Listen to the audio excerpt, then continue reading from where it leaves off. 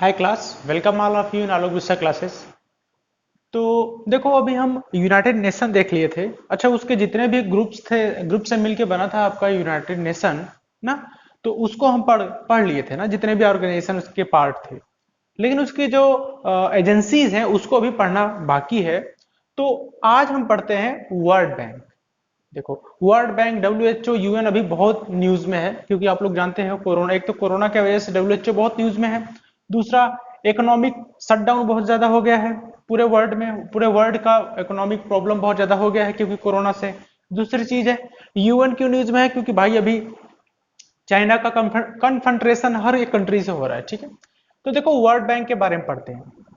तो देखो, पहले वर्ल्ड बैंक बना क्यों था। जैसे यूएन बन गया कि पीस मेंटेन करना है, आपको क्या करना है पूरे वर्ल्ड में, पीस मेंटेन करने के लिए, वार ना हो कंट्रीज के बीच में, कंट्रीज के बीच बीच में अगर डिस्प्यूट्स हैं, बॉर्डर का डिस्प्यूट्स, जितने भी इंटरनेशनल डिस्प्यूट्स हैं उसको सॉल्व करने के लिए आपका यूएन बन गया। चलो ठीक है भाई, 1945 में स्टेब्लिश हो गया, 24 अक्टूबर को यूएन बन गया। ठीक है, तो भाई अब फाइनेंशियल फाइनेंशियल इंस्टीट्यूट भी तो होना चाहिए वर्ल्ड लेवल पे। जैसे हमारे इंडिया में क्या है, अपने हर एक कंट्री का एक बैंक होता है, एक सेंट्रल बैंक होता है।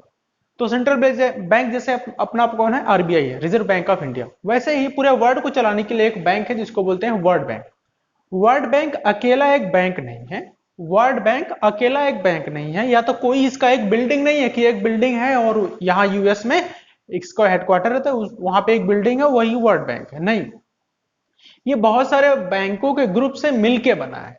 जैसे मेनली इसमें जो बैंक है वो आईबीआरडी है और एक आईडीए। मेनली बैंक यही दो हैं जो क्या करते हैं, लोन प्रोवाइड करते हैं। तो देखो, फाइनेंशियल इंस्टीट्यूशन है, क्या है, वर्ल्ड बैंक जो है फाइनेंशियल इंस्टीट्यूशन है। और इसका मेनली काम क्या होता है, जो बैंक इसको मिलके काम करते हैं, आईबीआरडी और आईडीए, ये लोन प्रोवाइड करते हैं। एक क्या है, जो डेवलपिंग कंट्रीज है, एक जो है क्या है, अभी डेवलप नहीं है, बहुत ही गरीब कंट्री है, तो उनको लोन प्रोवाइड करते हैं और बहुत सस्ते लोन प्रोवाइड करते हैं, बहुत ही सस्ते। इसको तो बोलते हैं सॉफ्ट विंडो। जो आईडीए है इसको बोलते हैं सॉफ्ट विंडो। सॉफ्ट विंडो मतलब यहां से जो लोन मिलेगा आपको ना, बहुत सस्ते, या तो लोन ना के बराबर। ठीक है, इंडिया दोनों से लोन ले लेता है। ठीक है, चलो आगे देखेंगे अब इसके बारे में। देखो, तो ये क्या है कि it is international financial institution. जैसे अपने कंट्री का आरबीआई, वैसे पूरे वर्ल्ड को चलाने के लिए इंटरनेशनल फाइनेंशियल इंस्टीट्यूशन है, जो क्या है, वर्ल्ड बैंक है। ठीक है, आगे है for providing for providing loan to developing countries. तो डेवलपिंग कंट्रीज को क्या करना है, लोन प्रोवाइड करना है, तो कौन देगा, यही वर्ल्ड बैंक देगा, डेवलपिंग कंट्रीज। तो डेवलपिंग कंट्रीज को, डेवलप्ड कंट्री को लोन नहीं देना है। चलो ठीक है, बहुत इमरजेंसी वार सिचुएशन हो गया तो वर्ल्ड बैंक लोन दे सकता है, क्योंकि उस पर्टिकुलर देश चाहे डेवलप ही हो, उसका इकोनॉमिक क्राइसिस तो आ ही जाएगा, तो उसको भी लोन प्रोवाइड कर सकता है वर्ल्ड बैंक। लेकिन मेनली इसका फोकस क्या है कि डेवलपिंग कंट्रीज, जैसे क्या है, इंडिया है अपना। ठीक है, इंडिया है, ब्राजील है, ये सब कंट्रीज से क्या है, डेवलपिंग कंट्री है। अंडर डेवलप बिल्कुल है जो ना, ठीक है, जो अफ्रीकन कंट्रीज आ गए तो उसको वर्ल्ड बैंक आईडीए से देता है लोन। ठीक है, इंडिया इन दोनों से वैसे ले लेता है। देखो इसका मोटो क्या है, ठीक है, मोटो क्या है, तो मोटो है working for a poverty free world. आप लोग को पता है कितना पॉवर्टी है ना, बहुत पॉवर्टी है अपने पूरे कंट्री में। अपने कंट्री में देख लो कितने लोग अमीर हैं, मिलियन बिलियनियर्स बहुत अपने कंट्री में। ठीक है, बहुत लोग, बहुत, जैसे धीरू भाई अंबानी के अभी जो सन्स है वो भी बहुत सारे, कितने रिच पर्सन है अपने इंडिया में। ठीक है, लेकिन उससे ज्यादा गरीब लोग हैं अपने इंडिया में। अच्छा, एक चीज मैं इंटरेस्टिंग चीज बता दूं कि देखो, अपने इंडिया का ना जो 75%, पूरे वर्ल्ड का 75% जो टाइगर है वो अपने इंडिया में रहते हैं। पूरे वर्ल्ड के 75% जो टाइगर्स हैं वो अपने इंडिया में रहते हैं, बहुत बड़ी बात है। एक चीज और, कि अपने कंट्रीज का जो लैंड है 1.7% है। लैंड परसेंटेज अगर अपना कंट्री का देखा जाए तो 1.7% है, लेकिन यहाँ पे 17% पॉपुलेशन रहती है।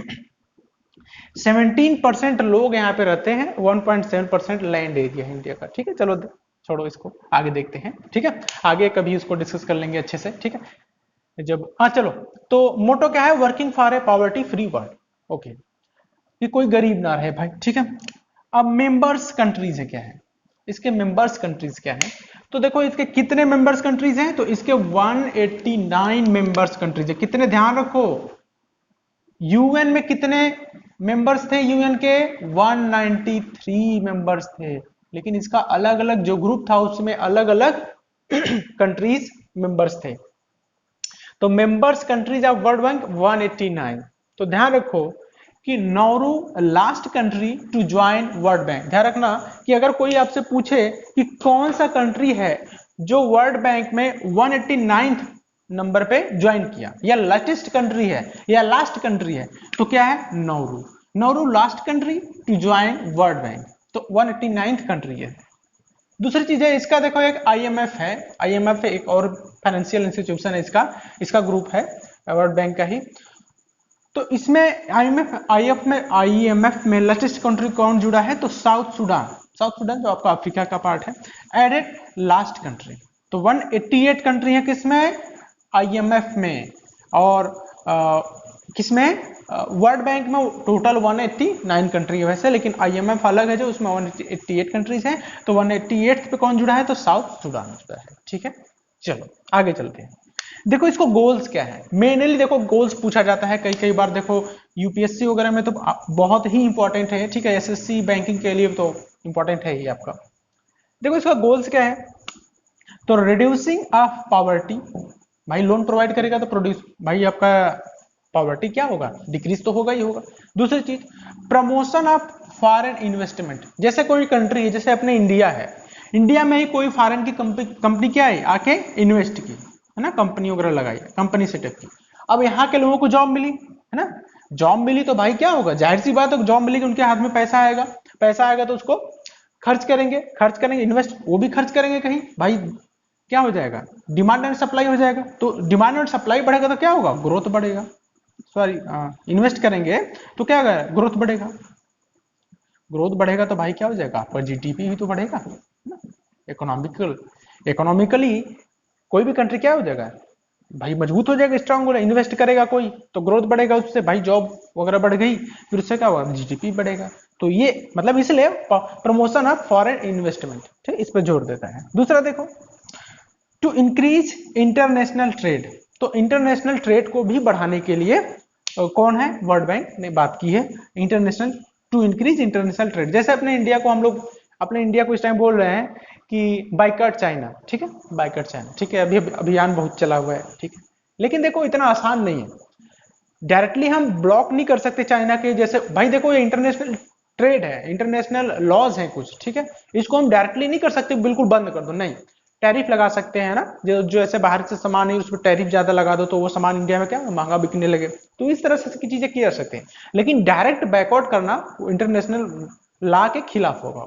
तो इतना इजी भी नहीं है कि हम पूरा चाइना से ट्रेडिंग बंद कर दे, बहुत मुश्किल होगा, ठीक है। चाइना से देखो हम 3 to 4% ही ट्रेडिंग करते हैं, तो चाइना से, चाइना के लिए बहुत मार्केट है, अभी अफ्रीका भी बहुत बड़ा मार्केट है। हाँ, हम चाइना को तभी सबक सिखा सकते हैं, देखो मैं सीरियसली, कि हम अगर साइंस और टेक में आगे बढ़े, ठीक है, साइंस और टेक अगर अच्छे से हमारा चलता है, जैसे अभी आप 9, 10, 11, 12 जैसे बच्चे हैं, उनको भी साइंस और टेक में ज्यादा ध्यान देना चाहिए ना, तो आगे जाके वही तो वर्ल्ड का, अपने इंडिया का फ्यूचर लिखेंगे। चलो ठीक है, बाकी आगे देखते हैं कि टू इंक्रीज इंटरनेशनल ट्रेड। अब देखो ये समझ गए ना आप लोग। देखो प्रेसिडेंट अभी कौन है यहाँ के, तो प्रेसिडेंट अभी कौन है? तो David R Malpass, David R Malpass. अच्छा देखो आगे पूछा जाएगा ये कहाँ के हैं, तो ये यूएसए के हैं, ठीक है, यूएसए, यूएसए के सेक्रेटरीट रह चुके हैं यूएसए में, ठीक है, प्रेसिडेंट के। तो डेविड आर मालपास, अच्छा ये कब बने हैं? तो 5 अप्रैल 2019 से बने हैं, 5 अप्रैल 2019 से ये बने हैं। और 13th नंबर के, सबसे बड़ी बात आपसे पूछा जाएगा कि कौन से नंबर के ये प्रेसिडेंट है? 13th नंबर के प्रेसिडेंट है। अच्छा देखो, जो प्रेसिडेंट यहाँ के होते हैं उनका टर्म कितना होता है? 5 ईयर। तो ध्यान रखो 5 ईयर्स टर्म होता है किसका? प्रेसिडेंट के, वर्ल्ड बैंक के प्रेसिडेंट के 5 ईयर्स का टर्म होता है। अच्छा अगर पूछा जाए कि फार्मर प्रेसिडेंट कौन थे, 12th नंबर के प्रेसिडेंट कौन थे, तो किम योंग, सॉरी इनका नाम क्या था? तो इनका नाम आप लोग को बता दो मैं, देखो ऐसा नाम बहुत सारा है ना, Jim Yong Kim, Jim Yong Kim. देखो मून जेई किम, बहुत सारा नाम है ना, किम जोन, सारा ये साउथ कोरियन है ना, तो इनका नाम बड़ा अजीब सा रहता है, एकदम लगता है सारा नाम एक जैसा ही है। तो जिम योंग किम थे, और ये कहाँ के थे, तो अब ये थे साउथ कोरिया, ठीक है। तो ये कहाँ के थे, साउथ कोरिया के, ठीक। तो 12th नंबर के फार्मर अगर पूछा तो जिम योंग किम, और अभी कौन है, डेविड आर मालपास, कब से बने हैं, 5 अप्रैल 2019 से। 13th नंबर के प्रेसिडेंट है, 5 ईयर का इनका क्या होता है, टर्म होता है। अच्छा एक चीज और कि देखो वर्ल्ड बैंक अकेला एक बैंक नहीं है, और वर्ल्ड बैंक देखो किस चीज से बना था, एक कॉन्फ्रेंस पूछा, और पूछा जाएगा कि किस कॉन्फ्रेंस से वर्ल्ड बैंक बना था, तो आपको अमेरिका में एक जगह है, वहां पे हुआ था एक कॉन्फ्रेंस, ब्रेटन वुड्स कॉन्फ्रेंस, जंगल में नहीं हुआ था, जगह है ब्रेटन वुड्स कॉन्फ्रेंस, जिसके बाद क्या बना, वर्ल्ड बैंक बना, ठीक है। और कब ब्रेटन वुड्स कॉन्फ्रेंस हुआ, 1944 में। अब देखो वर्ल्ड बैंक जो ग्रुप से बना है, तो वो ग्रुप कौन कौन है, आईबीआरडी, आईडीए, आईएफसी, मीगा, आईसीएसआईडी, ठीक है। तो आईबीआरडी है, आईडीए है, आईएफसी है, मीगा, आईसीएसआईडी, तो 5 बैंकों से मिलकर बना है वर्ल्ड बैंक। चलो कुछ चीजें और देख लेते हैं। देखो वर्ल्ड बैंक स्टैब्लिश कब हुआ था, तो इसका कोई बिल्कुल एग्जैक्ट डेट नहीं है, ठीक है। तो इसको बोला जाता है कि जुलाई 1945 में, जुलाई 1945 में क्या बना था, वर्ल्ड बैंक। और इसका हेडक्वार्टर क्या है, वाशिंगटन डीसी, ठीक है। क्या हेडक्वार्टर है वर्ल्ड बैंक का, वाशिंगटन डीसी, ठीक है। तो आगे देखते हैं अभी। तो देखो अब जो वर्ल्ड बैंक था, उसके अब जो डिफरेंट डिफरेंट पार्ट्स है आपके, मैं कितने पार्ट्स बताया था, 5 पार्ट्स बताया था ना। तो उसमें अब पहला देखते हैं आईबीआरडी, ठीक है। आईबीआरडी और आईडीए मेनली 2 बैंक है, और एक बैंक होता है मीगा, ठीक है। तो ये बैंक मिलके क्या बनाते हैं, वर्ल्ड बैंक एक्चुअल में बनाते हैं। देखो तो आईबीआरडी और आईडीए जो लोन प्रोवाइड करते हैं, तो देखो आईबीआरडी में सबसे पहले ये जानना है कि आईबीआरडी में कितने मेंबर्स हैं, तो 189 कंट्रीज इसके मेंबर्स हैं आईबीआरडी के, ठीक है। तो देखो इसका फुल फॉर्म सबसे पहले पूछा जाता है, जैसे कि कभी कभी देखो बैंकिंग एग्जाम में क्या करता है, पूरा फुल फॉर्म नहीं पूछता है आपको, जैसे बोल देगा कि इन आईबीआरडी आर स्टैंड फॉर, तो देखो आर से बहुत सारी चीजें बन सकती है, रिकंस्ट्रक्शन, रिक्वायरमेंट, है ना, जो बहुत सारी चीजें बन सकती है, रिकॉग्निशन, जो बैंकिंग से रिलेटेड है, सब चीजें आ सकती हैं। बी का मतलब बोल देगा कि ब्यूरोक्रेसी, ये सब चीजें भी आ सकती है। और आई फॉर बोल देगा इंटरनेशनल, ठीक है, तो इंटरनेशनल है। तो ये सब चीजें देखो एक एक वर्ड, एक अल्फाबेट दे देगा और बोलेगा कि इसका मीनिंग क्या है इस पे, ठीक है। इसका फुल फॉर्म पूरा नहीं पूछेगा, ठीक है, तो ध्यान रखो। तो इसका फुल फॉर्म क्या है, international bank for reconstruction and development. क्या हो गया, IBRD, international bank for reconstruction development, तो ठीक है। D for development, R for reconstruction, B for क्या है, बैंक ना, और I for international bank for reconstruction and development, ठीक, इसका फुल फॉर्म। आगे देखो इसका एम क्या है, तो एम क्या है, financing and reconstruction of nations, financing and reconstruction of nations devastated by World War second. तो वर्ल्ड वॉर सेकेंड में जो भी कंट्रीज पार्ट ली थी, जिनका बहुत सारा डिवास्टेशन हो गया था, मतलब उनका बहुत हार्म हो गया था उनके लिए, ठीक है, डिवास्टेशन हो गया था, बहुत क्राइसिस आ गई थी, बहुत गरीबी, भूखमरी, जो भी चीजें हैं, जैसे जर्मनी हो गया, फ्रांस हो गया, इनका बहुत बहुत ज्यादा नुकसान हुआ था। तो इन कंट्रीज को, जैसे जापान को भी बहुत नुकसान हुआ, ठीक है। तो 1945 में न्यूक्लियर बम भी गिरा दिया अमेरिका ने। अच्छा आप लोग को बता दूं कि अमेरिका सेकेंड वर्ल्ड वॉर में पार्ट नहीं लेता, लेकिन देखो पर्ल हार्बर आप लोग जानते हो, पर्ल हार्बर ये कहां पे है, ये देखो अमेरिका का नेवी बेस था, कहां पे, अमेरिका में ही होगा, ठीक है। तो इसमें 1942 में जापान ने क्या कर दिया, बम्बारमेंट कर दिया 3 शिफ्ट में, 8 बजे, 12 बजे, फिर 1:30 बजे होना था, नहीं कर कैंसिल, क्या कर दिया देखो, इसमें लगभग 300 एयरक्राफ्ट, है ना, और 20 नेवी शिप, लगभग 20 नेवी शिप, ठीक है। और कुछ चीजें थी जैसे कि बहुत बहुत सारे, जैसे 2400 सैनिक जो भी इसके नेवी में जो भी इसके आर्मी थे, जो सब चीजें क्या कर दिया, नावल सी बहुत सारी चीजें क्या कर दिया, डिवेस्टेटेड कर दिया। तो पर्ल हार्बर के कारण क्या हुआ, अमेरिका भाई जंप कर दिया किसमें, वर्ल्ड वॉर 2 में। चलो इस सब चीजों को छोड़ो, आगे देखते हैं कि आईबीआरडी। देखो देखो हर चीज को जानना जरूरी है, ठीक है। ये सब चीजें कभी मैं और डिस्कस कर दूंगा आप लोगों से, जो भी पर्ल हार्बर है, वर्ल्ड वॉर 2 में अमेरिका पार्ट क्यों लिया। चलो, तो डिवेस्टेटेड जिस कंट्रीज का हो गया था उसको डेवलपमेंट और फाइनेंस करने के लिए ये क्या बना, आईबीआरडी। ये भी एक्चुअल में लोन प्रोवाइड करता है, डेवलपिंग कंट्रीज है उनको भी। तो आईबीआरडी देखो किस तरह से चलता है, ठीक है। आईबीआरडी तो world banks board of governors, ये किससे चलता है, world banks boards of governors. जैसे अपने इंडिया में है आरबीआई है ना, आरबीआई है अपने इंडिया का, अगर मैं बोलूं आरबीआई, ठीक है। तो आरबीआई में एक तो गवर्नर होते हैं हमारे, ठीक है, और अभी कौन है, शक्तिकांत दास जी, ठीक है। और 5 डिप्टी गवर्नर होते हैं, 5 डिप्टी गवर्नर होते हैं और एक गवर्नर होते हैं। तो उसी तरह से इसमें क्या होता है, वर्ल्ड बैंक में, बड़ा बैंक है भाई, पूरा इंटरनेशनल चलाना है, तो इसमें world banks boards of governors होते हैं। और कितने होते हैं वो, कंसिस्ट 25 एग्जीक्यूटिव डायरेक्टर। तो 25 एग्जीक्यूटिव डायरेक्टर होते हैं, ध्यान रखना पूछा जाएगा कि कितने एग्जीक्यूटिव डायरेक्टर होते हैं, तो 25 एग्जीक्यूटिव डायरेक्टर होते हैं, जिनको इनको भी रेगुलेट कौन करता है, chaired by president of World Bank. तो इन एग्जीक्यूटिव डायरेक्टर को चेयर कौन करता है या रेगुलेट कौन करता है, तो प्रेसिडेंट ऑफ वर्ल्ड बैंक। इस टाइम कौन है, तो डेविड आर मालपास, ठीक है। कहां के, यूएसए के, 13 नंबर के। देखो अब रिपोर्ट ऑफ आईबीआरडी बहुत ही इंपॉर्टेंट आपका, ठीक है। अब रिपोर्ट ऑफ आईबीआरडी, आईबीआरडी का रिपोर्ट, ठीक है। अब देखो ये सब चीजें तो आप लोग देख लिए कि अब जो ये रिपोर्ट पब्लिश करता है, जैसे वर्ल्ड बैंक का रिपोर्ट आता है ना, तो कौन पब्लिश करता है, रिपोर्ट आईबीआरडी ही पब्लिश करता है। जैसे ईज ऑफ डूइंग बिजनेस, अच्छा इसका मतलब क्या है आप लोग को पता है, ईज ऑफ डूइंग बिजनेस मतलब, ईज मतलब आसानी, किसी भी कंट्री में कितने आसानी से बिजनेस किया जा सकता है, ये आप नोट कर लिए हो तो मैं एक बार इरेज कर देता हूं, ठीक है। स्क्रीनशॉट ले लो आप लोग, ठीक है। देखो ईज ऑफ डूइंग बिजनेस, तो किस कंट्री में कितना आसानी से बिजनेस किया जा सकता है, ठीक है। तो इसका देखो 2020 और 21 का मैं एक बार रिपोर्ट भी बता देता हूं। देखो दो चीजें आईबीआरडी रिपोर्ट सबमिट करता है, ईज ऑफ डूइंग बिजनेस, दूसरा क्या है, world development report, world development report, ठीक है। आप लोग इससे ह्यूमन डेवलपमेंट रिपोर्ट मत समझ लेना, वो यूएन मतलब आपको प्रोवाइड करता है।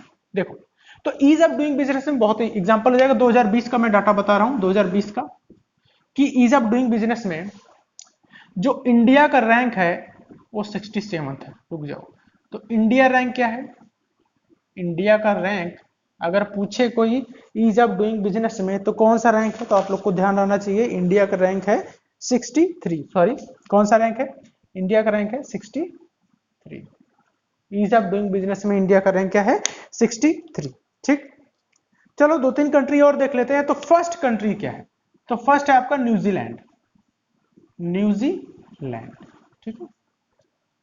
न्यूजीलैंड आपका फर्स्ट कंट्री है ईज ऑफ डूइंग बिजनेस में, मतलब यहां पे आसानी से जाके बिजनेस किया जा सकता है। अच्छा इंडिया देखो इंप्रूव किया है, पहले पिछले साल 18th नंबर पे था, ठीक है, अब 63 नंबर आ गया, ठीक है। ध्यान रखना इंडिया का 63 रैंक है, पहला न्यूजीलैंड, दूसरा आपका सिंगापुर है, सिंगापुर देखो इतना छोटी सी कंट्री इसका रैंक सेकंड है। थर्ड क्या है, थर्ड आपका हांगकांग है, हांगकांग, ठीक, थर्ड रैंक इसका है हांगकांग। अच्छा चाइना से भी बहुत न्यूज में है, तो चाइना का रैंक है, चाइना का रैंक है 31 किसका रैंक है, चाइना का, ठीक है। अभी चाइना की याद आ गई तो आपको पाकिस्तान का भी याद आता है भाई, कंपेयर करने में बहुत आगे होते हैं, तो कंपेयर करते हैं तो चाइना पाकिस्तान का रैंक है 108, पाक। तो पाकिस्तान का रैंक जो क्या है वो है 108 ईज ऑफ डूइंग बिजनेस में, चाइना का 31, ठीक है, चाइना का 31 है, और न्यूजीलैंड का फर्स्ट, सेकंड है आपका सिंगापुर, थर्ड है आपका हांगकांग, और 63 नंबर पे है इंडिया। ध्यान रखना ये सब चीजें, देखो बहुत इंपॉर्टेंट है, ठीक है। चलो ये सब चीजें आपको समझ में आ रही है, चलो आगे देखते हैं। सेकंड देखते हैं आईडीए, सेकंड क्या है, आईडीए। इंटरनेशनल डेवलपमेंट एसोसिएशन, इसका फुल फॉर्म क्या है? International, D for development, A for association, international development association. आपका देखो इससे पहले जो था उसमें 183 कंट्रीज था आईबीआरडी में, लेकिन इसमें क्या है 173 है। कितने हैं? 173। तो ध्यान रखो 173 मेंबर्स किसमें? आईडीए में। देखो सबसे पहली बात, इसको बोलते हैं soft window, soft window of World bank. Soft window means यहां पे बहुत ही इजीली लोन मिल जाता है ठीक है, और या तो नो इंटरेस्ट होता है इस पे, या तो इंटरेस्ट होता ही नहीं है, और चाहे 20 साल 30 साल तक आप लोन इसको दे सकते हैं। मतलब तब इसका प्रोवाइड, जैसे कोई आप लोन लिए तो उसको चुका कर सकते हो, 20 साल 30 साल तक भी चुका सकते हो आप। तो नो इंटरेस्ट फॉर लोन या लोवेस्ट इंटरेस्ट होता है आईडीए के लोन, ठीक है, इसलिए इसको बोलते हैं soft window of World bank. पूछा जाएगा soft window of World bank किसको बोलते हैं, तो आईडीए को बोलते हैं। 173 इसमें मेंबर्स कंट्रीज हैं। देखो एम इसका क्या है, तो एम इसका है offers loans and grants to world's poorest developing countries. तो वर्ल्ड की पुअरेस्ट डेवलपिंग जो कंट्रीज हैं उनको लोन प्रोवाइड कौन करता है? आपका आईडीए, ठीक, आईडीए करता है। लेकिन आईबीआरडी डेवलपिंग कंट्री जो बहुत ज्यादा पुअरेस्ट नहीं है, जैसे इंडिया है तो उसको आईबीआरडी करता है प्रोवाइड। लेकिन इंडिया में वो क्या बोला था, चला के दोनों से लोन ले लेता है, ठीक है, आईडीए से और आईबीआरडी से भी, ठीक। देखो स्टैब्लिश कब हुआ, तो 1960 में, और वाशिंगटन डीसी इसका क्या है? हेडक्वार्टर है। देखो मिशन इसका क्या है, एम तो समझ में हो गया कि पुअरेस्ट कंट्रीज को लोन्स और ग्रांट्स प्रोवाइड करना है, पुअरेस्ट डेवलपिंग कंट्रीज को। मिशन क्या है? Reducing poverty, provide affordable development financing, मतलब एफोर्डेबल डेवलपमेंट करानी है फाइनेंसेस के थ्रू, और पॉवर्टी को क्या करना है? रिड्यूस करना है। कहां पे? वर्ल्ड में। ध्यान रखो, reducing poverty and provide affordable development financing, ठीक। आगे देखो अचीवमेंट्स इसके क्या है। अच्छा ये अचीवमेंट्स कब से कब की बात कर रहा है? 2000 से 2010 की बात कर रहा है। अचीवमेंट्स इसके क्या क्या है आईडीए के? तो देखो क्या है, recruit and raised 3 million teachers. तो इसने क्या किया है? रिक्रूटमेंट किया है और रेज्ड किया है 3 मिलियंस ऑफ टीचर्स, किसमें? वर्ल्ड में, ठीक हो, जॉब तो प्रोवाइड किया ना। इम्यूनाइज्ड 310 मिलियन चिल्ड्रन, तो 310 मिलियन चिल्ड्रन को क्या बताया? इम्यूनाइज्ड किया है, ठीक है, उनको एक तरह से इम्यून सिस्टम जानते हो आप लोग, उनको रोग प्रतिरोधक क्षमता के लिए मजबूत बनाया है, ठीक है। देखो अब ये इवेंट्स क्या क्या करता है। पहले तो सैनिटाइजेशन, भाई कोरोना चल रहा है, हर जगह सैनिटाइजेशन हो रहा है, तो ठीक है, साफ सुथरा, मतलब जो अच्छे, मतलब अच्छा इन्वायरमेंट प्रोवाइड करना है किसी को भी, सैनिटाइजेशन करना, सैनिटेशन जिसको बोलते हैं सैनिटेशन, हर चीजों को अच्छे से डेवलपमेंट करना, साफ सुथरा रखना, है ना, ये सब चीजें क्या है? सैनिटेशन। आगे क्या है? वाटर रिसोर्सेज, तो वाटर रिसोर्सेज पे ध्यान कौन देता है? आपका आईडीए ही ध्यान देता है, ठीक है। अच्छा देखो एक कंट्री, एक और है ग्रुप, इसका आईएफसी है। तो इसका फुल फॉर्म क्या होता है? International finance corporation, international finance corporation. देखो स्टैब्लिश और हेडक्वार्टर इसका देख लो, तो स्टैब्लिश हुआ है 20 जुलाई 1956 को, और वाशिंगटन डीसी इसका क्या है? हेडक्वार्टर है। अच्छा देखो ये स्टैब्लिश कब होता है? 1960 में, और लेकिन आईएफसी 1956। देखो आ गया। अब आईडीए में टोटल कितने ग्रुप कंट्रीज थे? 173। तो आईएफसी में कितने हैं? देखो 184 कंट्रीज हैं। ध्यान रखना 184 कंट्रीज किसमें है? आईएफसी में। 173 किसके है? आईडीए में। अब देखो इसका एम क्या है आईएफसी का, तो private sector development in developing countries. तो डेवलपिंग कंट्रीज में जो प्राइवेट सेक्टर है उनके डेवलपमेंट के लिए कौन है? आईएफसी है। तो मैं अभी आज का लेक्चर यहीं तक रखता हूं, नहीं तो बहुत लंबी वीडियो हो जाएगी। तो आप लोग को ये लेक्चर कैसा लगा जरूर कमेंट करें, और अगला जो वीडियो होगा 4th और 5th कराऊंगा मैं, तो उसमें वर्ल्ड बैंक से रिलेटेड, यूएन से रिलेटेड मैं क्वेश्चंस भी करा दूंगा जो आपके एग्जाम्स में आए हैं। बाकी थैंक यू क्लास। तो देखो वर्ल्ड बैंक का फोर्थ पार्ट देखते हैं। तो उसमें क्या है? मीगा है। हम लोग क्या क्या पढ़ लिए थे? देखो पढ़ लिए थे हम कौन कौन सा इसके ग्रुप पढ़ लिए थे वर्ल्ड बैंक के। तो हमने पढ़ लिया था आईडीए, आईबीआरडी और क्या, और आईएफसी, ठीक है। आईएफसी जो था प्राइवेट कंपनी को के ग्रोथ के लिए था, आपका आईबीआरडी था डेवलपिंग कंट्रीज को लोन देने के लिए, और ये ईज ऑफ डूइंग बिजनेस का रिपोर्ट पब्लिश करता है ना, डेवलपिंग वर्ल्ड के बारे में बताता है। और आईडीए इसको क्या बोलते हैं, सॉफ्ट विंडो, जो बहुत ही अंडर डेवलप कंट्री है, बहुत ही गरीब कंट्री है, उसको लोन प्रोवाइड करता है और बिल्कुल ना के बराबर लोन पे इंटरेस्ट लगाता है। और आईबीआरडी किसको लोन देता है, जो डेवलपिंग कंट्री है लाइक इंडिया एंड ब्राजील। चलो आगे देखते हैं। देखो अब मीगा देखते हैं, तो मीगा का फुल फॉर्म क्या होता है, तो देखो मीगा का फुल फॉर्म होता है मल्टीलेटरल, देख लो पहले ध्यान से, एम फॉर मल्टीलेटरल, ठीक है। देखो एक एक अल्फाबेट का फुल फॉर्म पूछता है, तो आप लोग को डायरेक्ट फुल फॉर्म नहीं देगा, ठीक है, एक एक अल्फाबेट का पूछता है। अब आई फॉर इन्वेस्टमेंट, ध्यान रखना, MIGA multilateral investment, G for guarantee, G for guarantee, A for agency. तो मीगा का फुल फॉर्म पहले यही देखो कि मल्टीलेटरल इन्वेस्टमेंट गारंटी एजेंसी, ध्यान रखो, multilateral, M for multilateral, I for investment, G for guarantee, A for agency. तो पूछ देता है कि मीगा में ए का मतलब, ए का मीनिंग है एजेंसी ना, एक्ट, ये सब चीजें रहेगा, दिया रहेगा। तो आप लोग क्या करोगे, ए फॉर एजेंसी यहाँ पे, तो multilateral investment guarantee agency is full form of MIGA. देखो ये स्टैब्लिश कब हुआ, तो ज्यादा यही पूछा जाता है, तो 1988 में। इसका हेडक्वार्टर कहाँ पे, तो वाशिंगटन डीसी। जितने भी हुआ वर्ल्ड बैंक के ऑर्गन्स है, सबका हेडक्वार्टर कहाँ पे है, सबका हेडक्वार्टर है आपका वाशिंगटन डीसी में। तो 1988 में ये क्या हुआ, स्टैब्लिश हुआ। अब देखो सबसे इंपॉर्टेंट चीज क्या है कि इसके मेंबर्स कितने हैं, तो 181 मेंबर्स हैं। देखो मैं अभी एक दो तीन क्वेश्चन कराऊंगा, उसमें आप लोग बताना कि कौन सा ऑप्शन सही है कौन गलत है। तो मेंबर्स कंट्रीज कितने हैं, तो 181, 156 प्लस 25। मैं इसका मतलब क्या पूछा जाता है, अगर डीपली क्वेश्चन पूछ दिया तो इस तरह से पूछेगा। तो 156 जो कंट्रीज है वो क्या है, डेवलपिंग कंट्रीज है, डेवलपिंग कंट्रीज, ठीक है। तो 156 इसमें डेवलपिंग कंट्रीज हैं और 25 क्या है, डेवलप्ड कंट्री, डेवलप्ड कंट्रीज। ध्यान रखना, आपको कभी पूछेगा कि 156 क्या है और फिर 25 क्या है, ऐसे कभी दे देता है, ठीक है। तो डेवलपिंग कंट्रीज या जिनमें इंडस्ट्रियलाइजेशन बहुत ज्यादा नहीं है, और ये इंडस्ट्रियलाइज, 25 इंडस्ट्रियलाइज्ड है, ठीक है। ध्यान समझ में आ गया ना, तो 181 में मीगा में 156 प्लस 25, 156 क्या है, डेवलपिंग कंट्रीज है, 25 डेवलप्ड कंट्रीज है। आगे देखो, अब इसका एम क्या है, तो पॉलिटिकल रिस्क इंश्योरेंस, जो पॉलिटिकल रिस्क होता है वर्ल्ड लेवल पे, उसको क्या करता है, ये इंश्योर करता है, ठीक है।